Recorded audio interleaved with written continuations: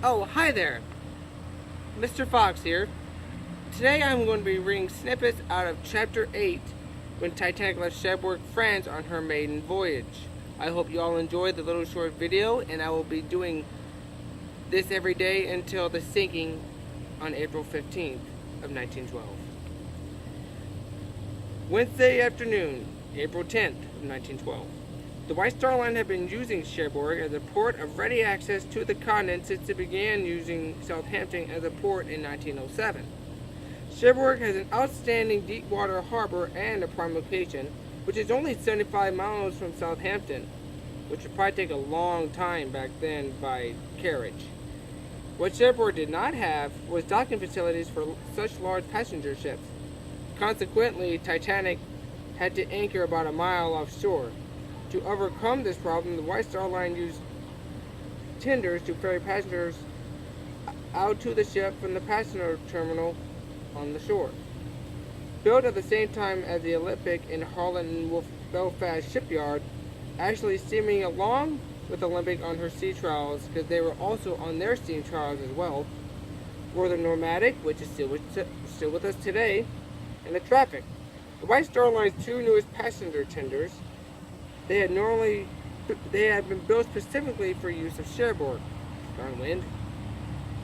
The Nomadic was designed to carry 1,000 first and second class passengers and their luggage, while the Traffic was built to carry 500 third class passengers, freight, and their luggage. It was also equipped with the conveyors to load mail onto the liners.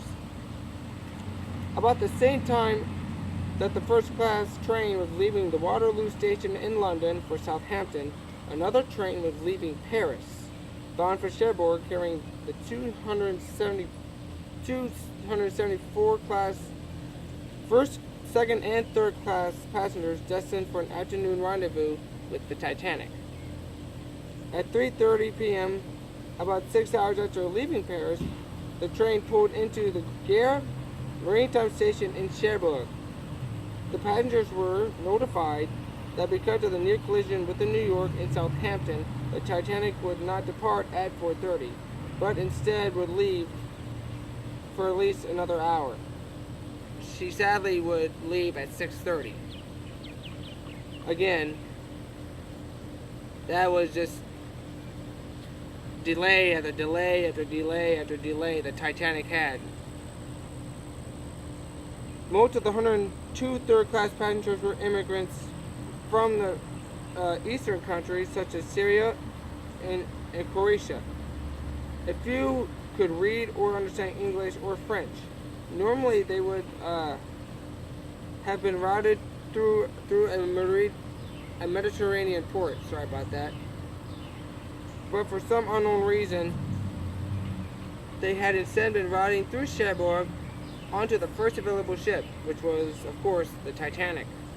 At 5:30, the passengers were gathered up around the station and escorted onto the two tenders, where they would await the arrival of the Titanic under cover and out of the cold air.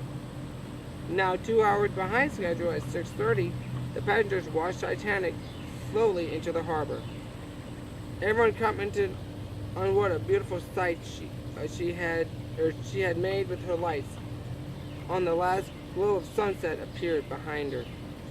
One observer wrote the following: perhaps then, more than any other time, she was the lovely ship that everyone thought that she was to be. Her outline was stretched clearly in light, each porthole gleaming like a star.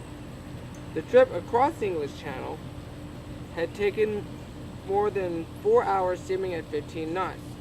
Like it's been said before, these ships were not designed to be blue ribbon holders. They were designed to be more the luxurious ships at that time. At 6:35 p.m., Titanic came to a stop about 1 mile from the dock and dropped anchor with her starboard side facing it. The passenger shuffle at Cherbourg was about to begin. Before passengers were allowed to board, 15 and 9 second-class passengers traveling only to Cherbourg were allowed to board Nomadic with their baggage. It was completely dark at 8 o'clock. when the loading process was completed.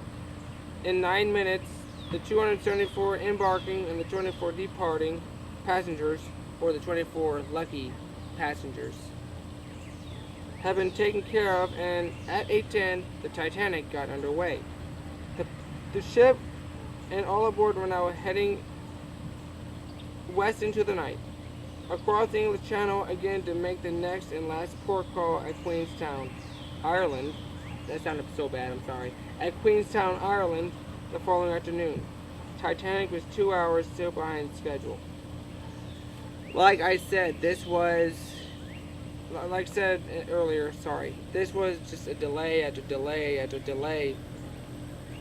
First Olympics mishap with the Hawk, then Olympics mishap with the propeller shaft or blade. I forgot which one it was at this moment. I think it was the propeller shaft or blade.